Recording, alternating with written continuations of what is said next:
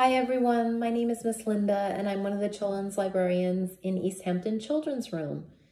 And I just wanted to let you know that I'm missing seeing all your smiling faces and also at my Little Bookworm story time on Friday mornings. So since we can't be together, I thought I would pick out a story to read to you today. And this one is called Little Tree, and it was written by Lauren Long. And Lauren Long is the name of the author, who is the person who wrote the book. And we'd also like to give a thank you to Philomel Books for letting us read this story to you today. So why don't we get started with Little Tree? Okay. Once there was a little tree filled with little leaves, who was surrounded by other little trees who had little leaves of their own. In the heat of the long summer days, Little Tree's leaves kept him cool. The squirrels would climb up on his branches to play. The mourning dove landed in him and sang her fluty song. The little tree was sure to grow up big and strong. Autumn arrived and cool winds filled the air. The wind tickled the little tree as it passed through his branches, and it ruffled his leaves. The air grew cold and the leaves on all of the trees changed color, turning yellow and red and orange. Then, one by one, the trees began to drop their leaves.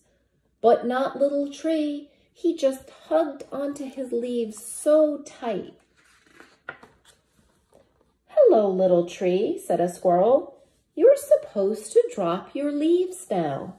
But Little Tree was unsure.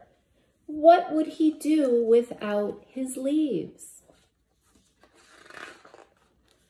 Winter came. "What are you doing with leaves still on you?" said the doe. Little Tree just hugged his leaves tight. Springtime arrived and the little forest burst into life again. The other trees grew bright new leaves. The squirrels played in their branches. Little Tree could hear the mourning dove singing her fluty song. The seasons continued to come and go. "Little Tree," quacked a duckling, "your leaves are brown. Are you feeling sick?" A fox said, "Little Tree, it's autumn. It's time for you to drop your leaves. You can do it. Are you ready?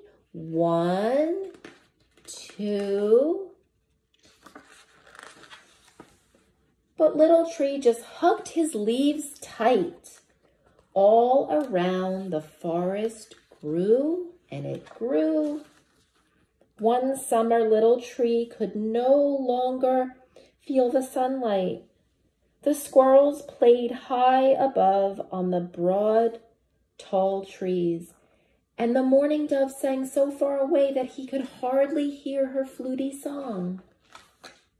Autumn came again, and leaves began to blanket the ground. Little Tree looked up at the other trees, at their branches reaching high into the sky. He remembered when the trees had all been his size. And then he let go. As his last leaf floated to the ground, for the first time, Little Tree felt the harsh cold of winter. But in time, something happened.